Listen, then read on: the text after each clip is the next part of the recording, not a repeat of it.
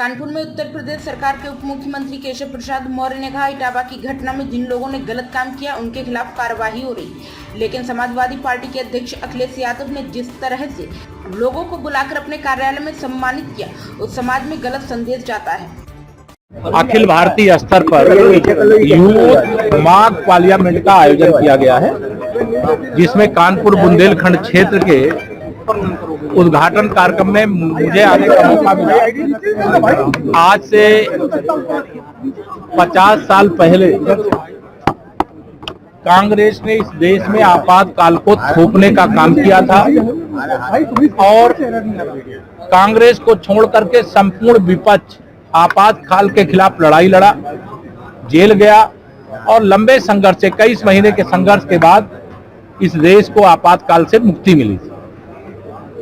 आज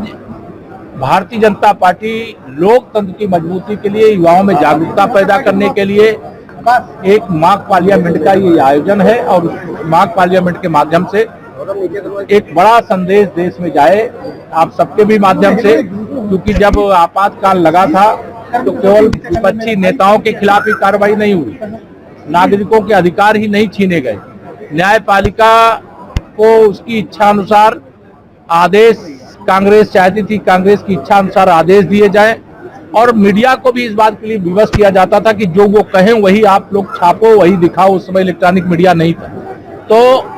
ऐसी परिस्थिति से देश को बाहर निकालने का काम किया, क्योंकि भारतवासियों के खून की एक एक बूंद में लोकतंत्र बसा हुआ। जिस प्रकार से भारत की स्वाधीनता के लिए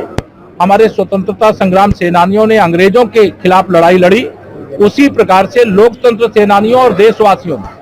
कांग्रेस की पराधीनता से देश को मुक्त कराने की लड़ाई लड़ी थी और उसमें विजय प्राप्त की। आज मैं सभी लोकतंत्र सेनानियों का सम्मान करता हूं और युवा मोर्चा के जो हमारे कार्यकर्ता आज यहाँ पे माघ पार्लियामेंट कर रहे हैं, उनके उज्जवल भविष्य की कामना करता हूं। इटावा के पीछे कौन जिम्मेदार, इतनी बड़ी घटना इटावा में हुई, कौन जिम्मेदार होगा इसके पीछे? देखिए, वो दुर्भाग्यपूर्ण घटना है, वो नहीं होनी चाहिए, लेकिन श्री अखिलेश यादव जी का और समाजवादी पार्टी का इटावा की घटना को लेकर के जो घटिया आचरण है, वो समाजवादी पार्टी को समाप्तवादी पार्टी बनाने का जो मैं लगातार भाषण देता रहता हूं, उस सच्चाई की ओर आगे बढ़ रहे हैं। समाज कभी भी जब इमरजेंसी नहीं स्वीकार किया तो समाज को समाज से लड़ाने की कोशिश कभी स्वीकार नहीं करेगा। कोई दुर्घटना हुई, जो गलत किए उनके खिलाफ कार्रवाई हो रही है, लेकिन उसको समाजवादी पार्टी के कार्यालय में बुला करके जो कथावाचक है उनको यादव बना करके रख दिया। आप जातिवाद फैला रहे हो, आप उसे ब्राह्मण बनाम यादव की लड़ाई दे रहे हो, आप उसको फर्जी पीडीए चलाते हो, परिवार डेवलपमेंट एजेंसी चलाते हो और उसके बाद उसमें कि पिछड़े वर्ग के हैं इसलिए ऐसा हो रहा है। ये एकदम झूठ है। श्री अखिलेश यादव जी सत्ता के बिना बेचैन है और वो श्री मुलायम सिंह यादव जी के परिवार के अंतिम शासक के रूप में 2012 से 2017 तक सरकार में रह लिए। अब 2047 तक विकसित भारत बनने तक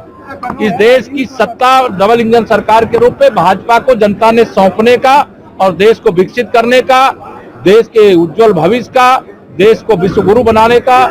समर्थन देने के लिए भाजपा के साथ है, भाजपा के साथ रहेगी, ऐसा हमें विश्वास है और 2027 में हम लोग 2017 दोहराएंगे। धन्यवाद। प्राइम संदेश न्यूज से शकील अहमद की विशेष रिपोर्ट।